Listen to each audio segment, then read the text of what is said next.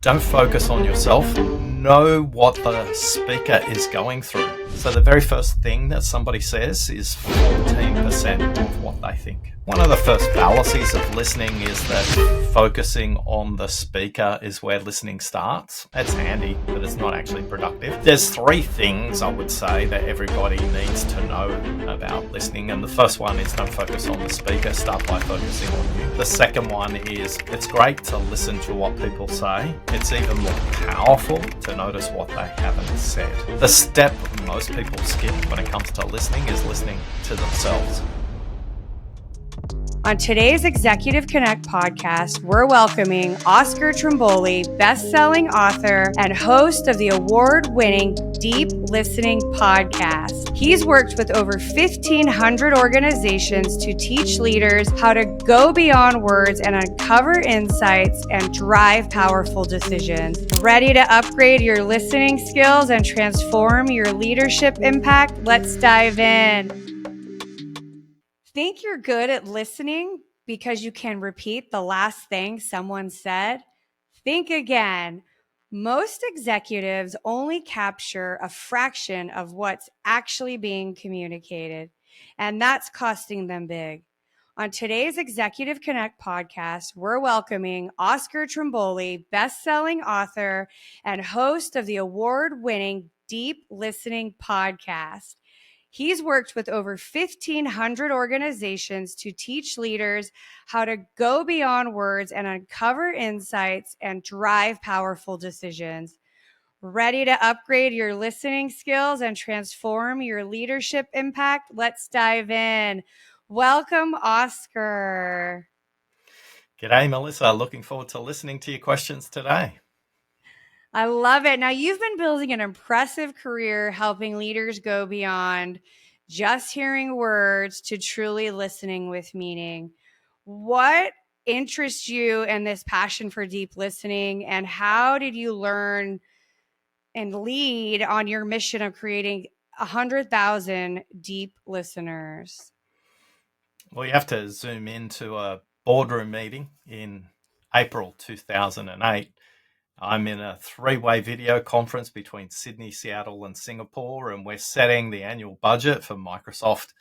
And you can imagine there are lots of people in this very long boardroom, and 20 minutes in, my supervisor, my vice president, looks me straight in the eye across the room, and she says, "Oscar, we need to talk immediately after this meeting."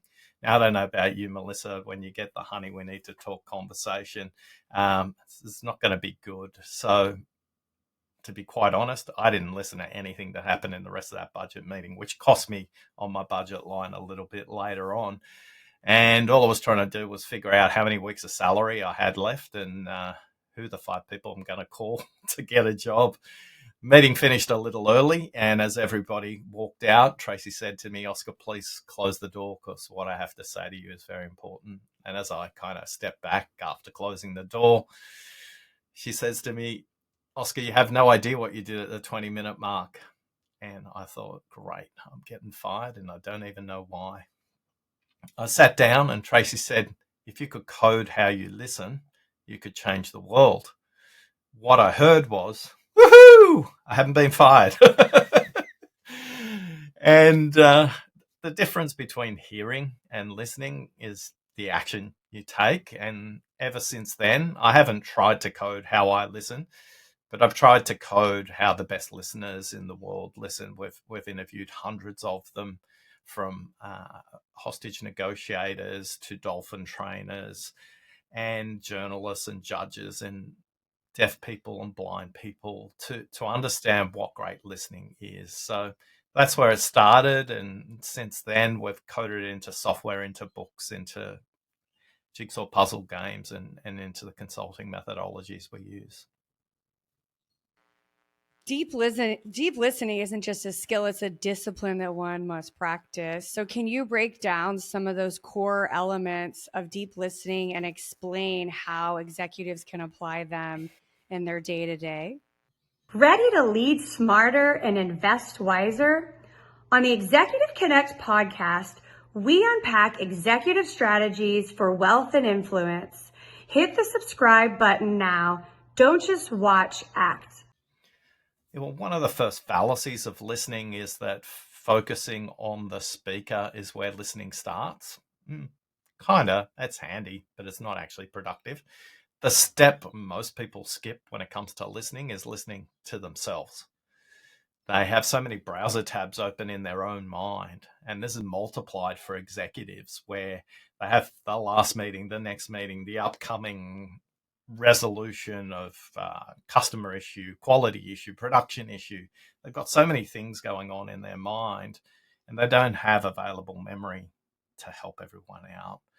So there's three things I would say that everybody needs to know about listening. And the first one is don't focus on the speaker, start by focusing on you.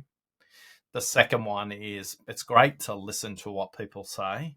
It's even more powerful to notice what they haven't said. And if you know the numbers of listening, it becomes really simple. And don't focus on yourself. Know what the speaker is going through. The speaker can speak at 125 to 150 words a minute. If they're selling property, they might speak at 200 words per minute and they might go a little faster, but you can still understand them. Here's the challenge for the speaker. Although they can get 150, 125 words out per minute in their head, they have 900 words per minute they're trying to get out. So the very first thing that somebody says is 14% of what they think. So if you only focus on what they said the first time, you're missing 86% of what they think and what they mean. And if you want employees and customers to be seen, heard, and valued, by noticing what they haven't said, you'll make a bigger impact. So when it comes to listening, the three things we talk about continuously is 1, get yourself right. 2, make sure that you can hear not just what they say the first time, but create some space so they can say what they think and what they mean. And then finally, if you can hear what they mean rather than what they said, you'll have an impact beyond words. And I often say to people, if I said to you, Melissa, 3 is half of 8, what will go through your head? You'd probably say, Oscar's wrong. He misspoke. And yet 3 is half of 8. And 0 is half of 8. And so is 4.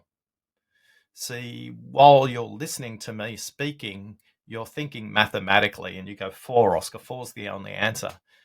But if you drew the figure 8 on a piece of paper and cut it in half and thought about it geometrically, you've got 2 3s when you cut an 8 in half, and you've got 2 zeros when you cut the 8 in half in the middle. Every day we're having conversations with people where they're saying 3 is half of 8, and in your head you're going, no, you're wrong. In fact, they're just looking at the world in a completely different way. So that's how to think about listening beyond the words. And I feel like 14% is such a crazy number to me. That's not very good if you're in sales or dealing with people on a regular basis. So, most of us focus on, like you said, what's being said, but really what's not being said. So when people are talking to someone, how can they, is it really just asking the right questions? So 14% listen, leaving silence, and asking more questions for clarification. Oh, yes, if it was only that simple. Yes, that's a great starting point. But I want to allow you a very simple technique. By the way, if you work in a complex collaborative or competitive environment, the average person thinks at 900 words per minute. But if you're in those complex environments, you're thinking up to 1600 words per minute, which means what you say the first time is 5% of what you think. So here's the tip. The word silent and the word listen share the identical letters. If you want to notice what somebody hasn't said, if you just pause, if you just use silence, it's like a magnet to pull out what they mean. For many of us, particularly in the West, particularly in Western workplaces, we feel an urge to fill the silence. We have a negative relationship with silence. We call it the awkward silence, the pregnant pause, the deafening silence. In high context cultures, China, Korea, Japan, the Inuit of North America, the Polynesian cultures, the Australian Aboriginal cultures, silence is a sign of wisdom, respect, and authority. So if you're looking for one simple thing to draw out what they mean, quite often silence is the most difficult thing you're ever going to play with. Treat silence like a word. Listen to the beginning, the middle, and the end of silence, which will give you enough time to go, oh, they haven't finished what they think. They're just moving on to explaining it in a different way. Most people have a jumbled mess of spaghetti inside their head, and it's unlikely they can say what they mean the very, very first time. If you're looking for two simple other phrases, these phrases take the conversation in very different directions. Tell me more keeps the conversation going in the same direction. So if you want to listen for what's similar, if you want to bring the group together, if it's a group conversation, it's always tell me more. So that keeps the conversation going in the same direction.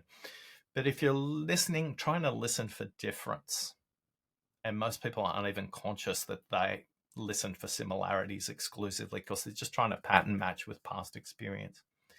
The other one is, and what else?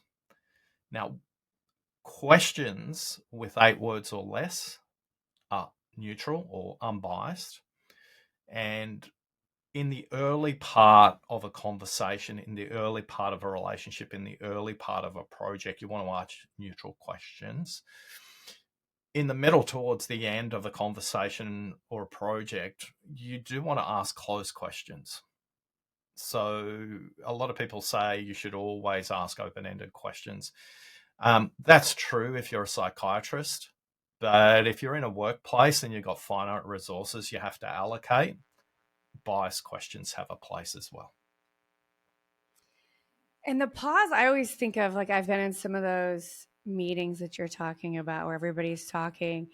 Pausing is almost like it's so uncomfortable that it makes people, you could tell who's paying attention too, right? When you pause, I feel like the pause a lot of times I could always tell, oh, they know they're not paying attention. And it also is like you said, a secret weapon to really getting more information, but also paying attention to see who's paying attention. And I think, now, do you think it's because the Westerners are just uncomfortable with the pause?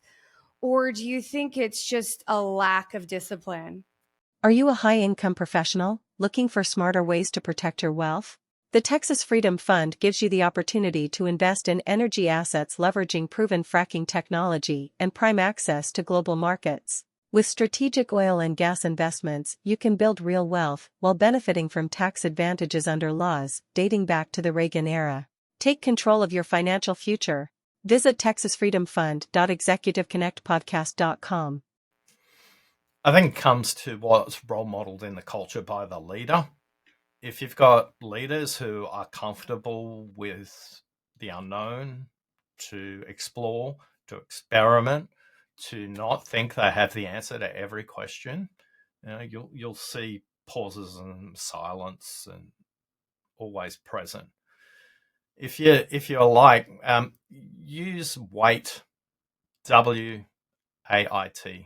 Why am I talking? As a way to think about silence. So if you can't remember silent and listening have the same letters, just remember wait. Why am I talking? Because often, particularly in group settings, the leader's role is not to get everybody to listen to the active speaker. The leader's role in groups is to get everybody to listen to each other, and creating that space, whether through silence or an offer for somebody else to provide input, is a great way to get a different and possibly better solution to the same problem. So leaders set the tone.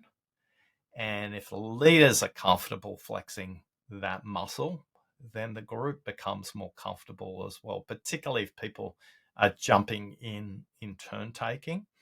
And the leader might say, I noticed that Mary hadn't quite finished, Oscar. Hold that thought. We're going to come back to you.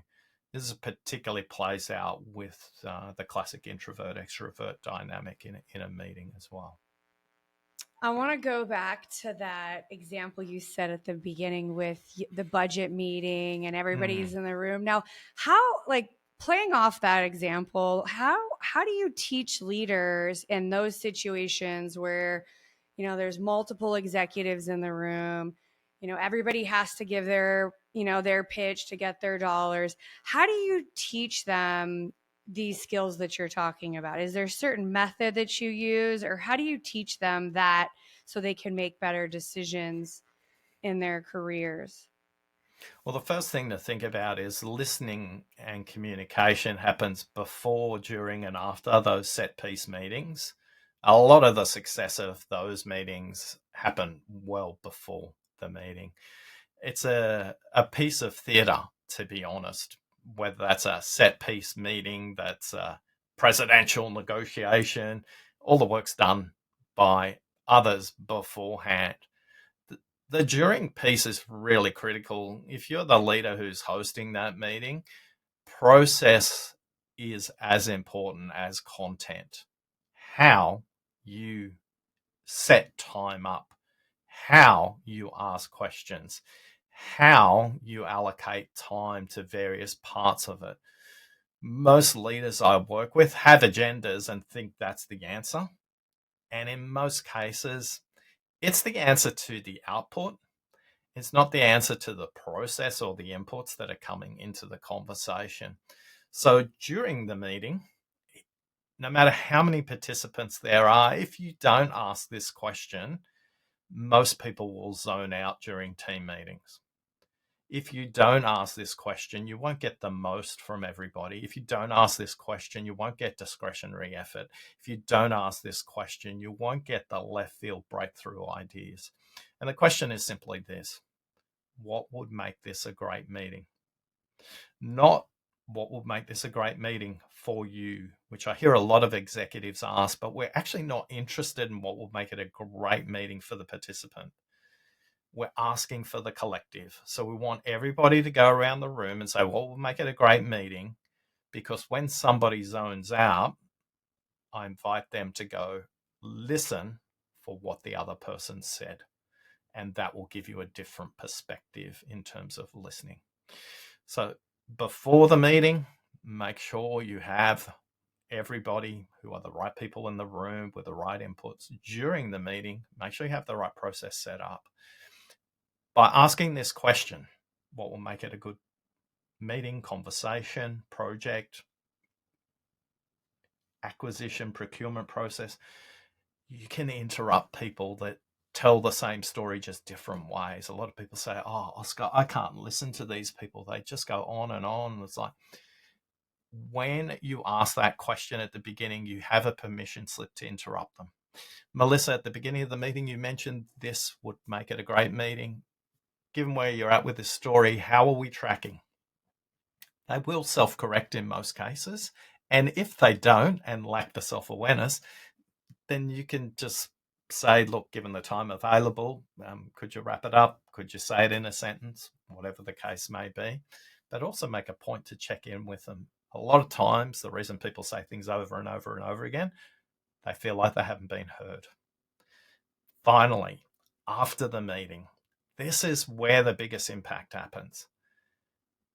The difference between hearing and listening is action. If you don't take the actions and the actions that were agreed in the meeting, nobody will ever think you're listening in group meetings. So again, you need a process for tracking actions and checking in on actions before the next meeting. So listening happens before, during, and after a meeting. I love it. It made me when you were saying I'm one of those people that have all these file folders open. So when we go from meeting to meeting to meeting, we're still digesting the last meeting and the meeting before the other meeting, to figure out what we got to get done. And then we're showing up to a meeting that we're, responsible for bringing some things. So how does one navigate and juggle that, right? I think even for myself, I do, like you said, have all those file folders open. And when I get on a call, I'm still trying to like woo-saw and like bring it down to really lean in and focus on the current meeting. So is there any, tips for those leaders and executives that are going from meeting to meeting, really attacking the day and problem solving all the time that you can share? Yeah, I'm going to give you two, both very practical. Number one, Melissa, if you had to speculate, what percentage of meetings do you create? Like, is it 50%, 80%, 20%? Great. For those 50% of meetings, is your most common meeting a 1 hour meeting or a 30-minute meeting?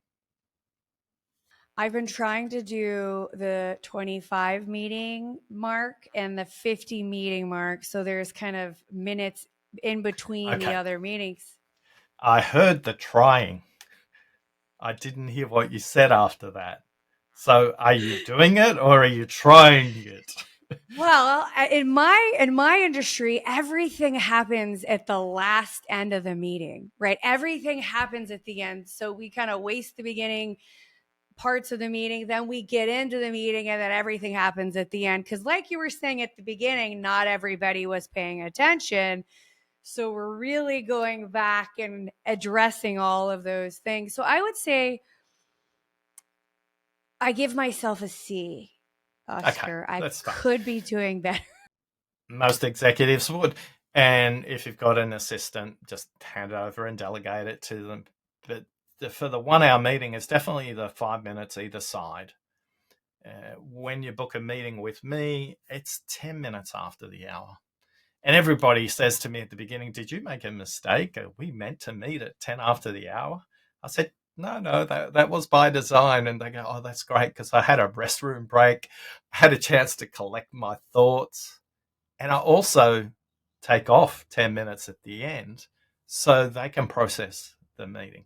So for the 50% you're in charge of, you can time box it so that you and the participants have got time either side of it. Because if you start at the top of the hour and it's a group meeting, people are still going to arrive 5 minutes after the hour. It's like, sorry, Melissa, I was running late. I had this and that, and it ran over because the big breakthrough idea only came at the last minute in the last meeting. And they're not there. They're physically present, but they're mentally not present. So listening as humans, as we evolved, we learned to listen after we learned to see. So our eyesight is more evolved than our listening. Our listening happens in the more modern part of the brain, the prefrontal cortex. So shutting down those browser tabs is really difficult because we're using working memory. The brain, 5% of body mass, but it consumes 25% of blood sugars. This is where the work happens. So the second tip is this: drink water. Drink a glass of water before the meeting starts, and it sends a signal to the parasympathetic nervous system. That's all the nervous system around your chest and lungs, to go relax. Everything's okay. Now, if you just time box it and drink the water, you're going to be miles ahead. Listening is a skill, it's a strategy, and it's a discipline. It's not something that Oscar clicks his magic fingers, come on the course, and off you go. It's done. You're the world's best listener. No, listening takes discipline. It takes practice. It takes consistency. Listening is a contact sport. The only way you can practice it is by being in dialogue with another human. So great that you're trying the time boxing with your teams. If you're a leader, hopefully that will cascade into the meetings they create as well. So the time boxing happens. And explain to people why you're time boxing as often as possible. because time is the only finite resource we have in an organization. Money, people, that much more flexible than our time.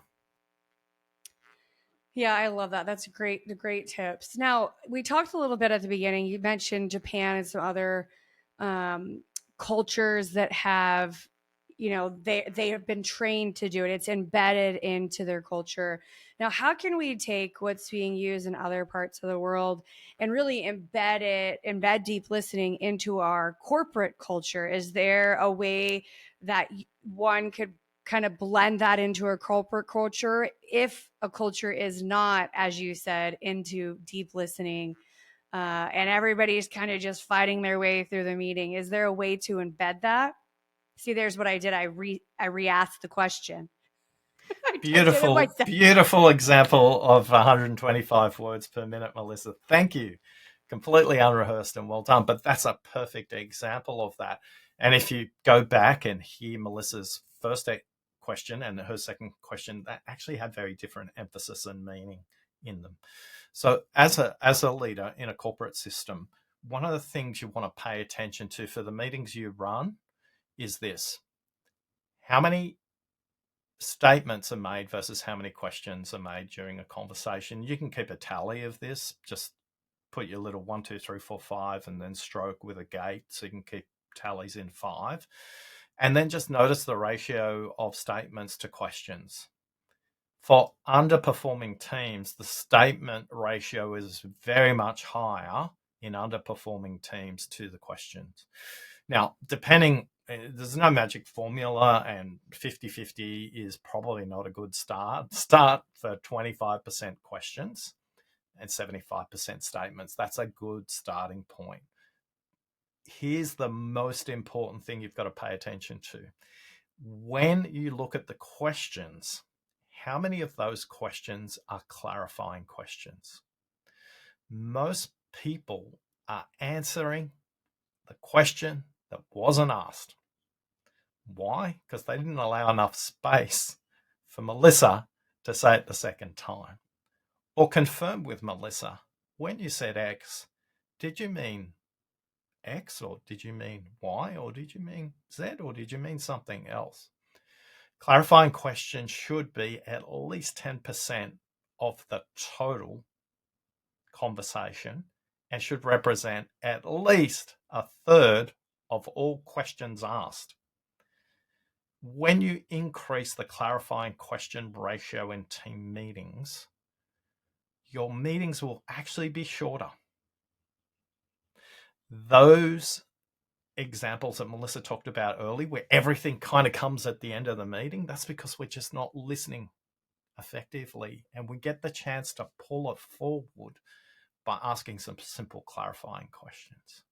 Because remember, again, most of us are going, 4 is half of 8. You're wrong, you're wrong, you're wrong. Well, I'm thinking geometrically, you're thinking in mathematics. So maybe we just need to agree on the language. So for leaders, just keep a count. You can do this in your one-on-ones as well. Just keep a running count of how many times you're asking questions versus statements. The opposite is true too. Too many questions doesn't feel like listening. It just feels like you're loading up more ammunition in a gun to put somebody in a corner. So be careful with how many questions you ask as well. I call that Which one of those is helpful for you? I call that interrogation, the too many questions. Yeah. I know. Go ahead. Sorry.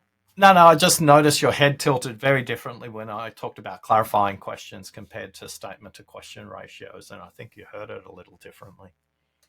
Yeah. And I think for me, sometimes I know I'm guilty jumping to conclusions, right? I'm coming hot out of a meeting and I know what the meeting's going to be about. And so I instantly think I know so I'm instantly jumping to conclusions. I'm guilty of that. And so how can we teach people to not be that jumping to conclusions, talking over people, interrupting people, finishing people's sentences? Is there is it simple as just muting your computer so you just don't do it, or is there another So way to teach people? there's four primary barriers to listening. We've researched 35,000 workplace listeners across the world in English speaking workplaces, and there's four things that get in their way. Number one, the one you said, I've been there, I've done that. It's not my first rodeo. I can pattern match. I can solve. Hurry up, finish a sentence because I know the answer, right? So we call that the shrewd listening villain. They are awesome. They give great listening. They give you lots of in their head. They're not paying attention at all. Just like, hurry up so I can tell you the answer. And what the speaker says in our research is all they're trying to do is fix me. They're not actually listening. So notice they say fix me, not the problem. So for those shrewd listening villains out there, you're disproportionately represented in finance, in accounting, in human resources, in general and executive leadership, any service function, IT, and sales. Shrewd is disproportionately represented there. Interrupting is someone who's very conscious of time, but they're the Jeopardy quiz contestant who presses the buzzer before the host and they answer the wrong question and get it wrong. And what the speaker says is, why am I bother talking? So you're creating friction in the relationship. The final two is lost. I don't know my purpose in this meeting. I don't know why I've been invited. I don't even know my place in the meeting. So you come across as vague and disinterested in the meeting. Ask that question if the host doesn't ask you. What will make this a good meeting? So you can understand. Would you like me to listen from the customer's perspective? Would you like me to listen from the competitor's perspective? What perspective would you like me to bring in this meeting? And then the final one, the dramatic listener. They love listening to your story. Oh, I'm struggling with my manager. This is the worst merger I've ever gone through. Oh, let me tell you about my manager. I've got an even worse manager than you. All of a sudden, the spotlight goes on to them. So if you want to find out which one of the four listening villains gets in your way, you can go to listeningquiz.com. You can take the 7-minute 20-question assessment. You'll get a 5-page report. It'll tell you not only what your primary and secondary villain is, but it'll also give you 3 pages of tips about what to do about that combination of villains in yours. I'm not going to ask you to out yourself, Melissa, because you already have. You're the shrewd listening villain. Yet we listen differently at home than we listen at work. At work, I'm a shrewd listening villain. At home, I'm lost. My brother-in-laws bang on about religion all the time when they come over to dinner. It's like, and their religion is the religion of Canon versus Nikon. It's photography. And like my camera is my phone. It's like occasionally I pretend I'm interested in the conversation, but most of the time I'm not. So I'm completely zoned out. I don't know my purpose in that conversation. So your skills of listening done well at work, you can bring them into home as well. At least you need to be aware of what gets in your way. Now you're making me question my listening. I'm thinking through how I'm doing listening. I find for me, I have to put my cell phone away and everything down. Otherwise, I'm distracted with listening, with the bings and the calls and the this and the this. So like we listen different in our work and our home. I know in my home, if I don't put the phone away, I'm half listening, which we know if I'm half listening, I can't possibly be really listening. So for me, the simple thing of putting the phone down and away and sitting and not thinking about what I need to be doing next and not what I need to be accomplishing later is the only way I've really been grounded in listening personally with my children and my family. So I have to practice this more. Maybe I'll try putting the phone away at work and see how that works with focusing better. You remind me of an executive who flew from the US to Australia. It's effectively a 24-hour flight. I was hosting a room of 30 CEOs on his behalf, Peter's behalf. He sat down. The meeting was about to commence. I introduced everybody, and then he got up and went to his bag and put his cell phone in his bag, and he sat down and he said, look, I've traveled 24 hours to be here. I apologize. I need to bring my full and undivided attention to this conversation. 19 of the 30 executives did exactly the same straight away. As a leader, what you role model to your teams will get duplicated. Now, I know after the fact that this is a piece of theatre that Peter created to make sure the executives paid attention to him. It had nothing to do with that. And more importantly, as he said to me later, Oscar, I don't care if they pay attention to me. I wanted them to pay attention to each other. And that's the difference between a good host and a great host. A good host gets everybody to listen to them. A great host gets everybody to listen to each other. So what are you role modeling when it comes to devices? Are you role modeling frantic? Are you role modeling sneaky? Are you role modeling, or can you simply say, look, my dad's under medical care. He's got an appointment today. My phone will be on. The only reason I'll answer it is from his doctor. So if that phone does ring, people don't go, oh, yeah, he tells all of us to do it, right? But he doesn't do it himself. So there are situations where you can't switch the phone off. You might have a child that's sick or a daycare center that needs to contact you. There are many reasons why the phone should be on, and signal that to the team. But it should be the exception rather than the rule.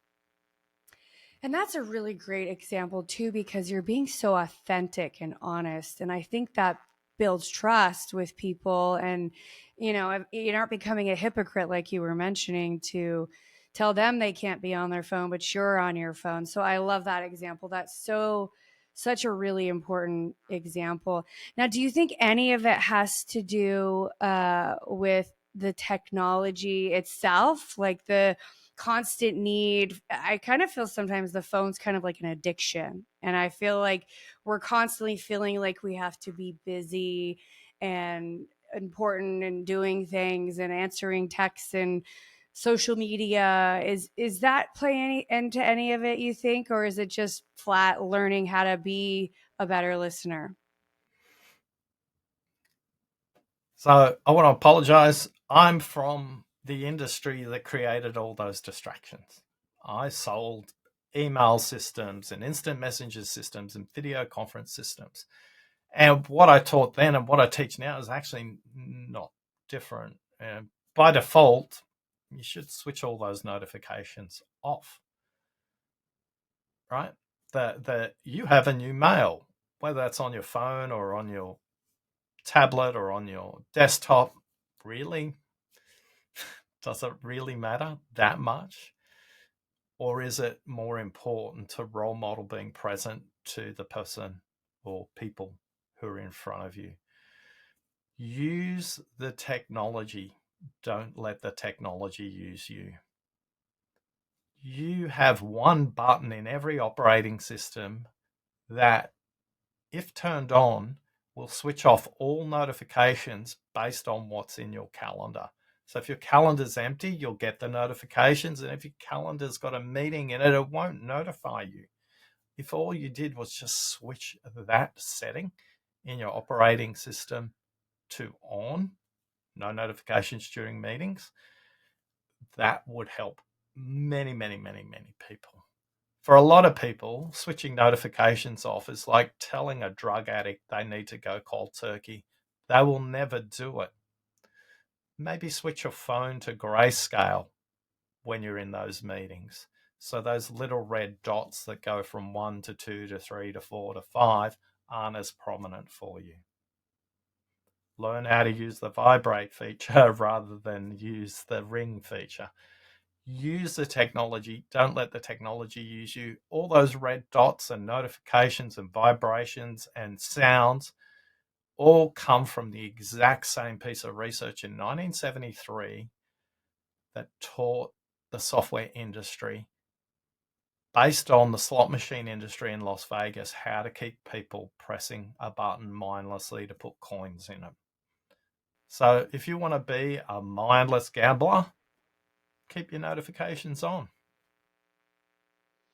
It didn't occur to me until you said that, Oscar, that I have had my phone on off the entire time I've owned my iPhone. I don't even think my phone has ever rang unless it was an emergency. And it didn't occur to me until just now that I have them all on do not disturb or silent. So maybe that's why I'm more peaceful. I don't know. That could be it. It didn't occur to me until just now.